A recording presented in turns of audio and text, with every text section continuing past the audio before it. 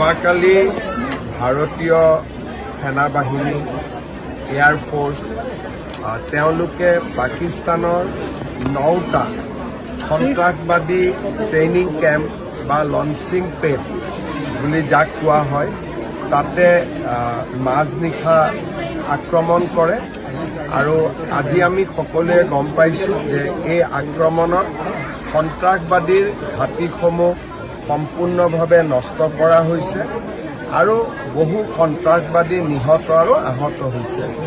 আমি ভাৰতীয় সেনাবাহিনী, ভাৰতীয় বায়ু সেনা আৰু ভাৰতীয় নৌসেনাক অভিনন্দন জনাইছোঁ। অহা দিনকেইটা প্ৰত্যাহ্বানমূলক হ'ব। সমগ্ৰ ভাৰতবাসী, প্ৰধানমন্ত্ৰী মোদী ডাঙৰীয়া আৰু আমাৰ সেনাৰ জোৱানসকল, বিষয়াসকলৰ লগত আমি থিয় হৈ থাকিম যাতে ভাৰতে আহিবলগীয়া সকলো ধৰণৰ প্ৰত্যাহ্বানৰ মোকাবিলা একেলগে এক ৰাষ্ট্ৰ হিচাপে আমি যাতে কৰিব পাৰোঁ। মক ড্ৰিলটো যুদ্ধৰ ক'ৰবাত আগজাননী পালে মাজে মাজে মক ড্ৰিল কৰি থাকিব লাগে।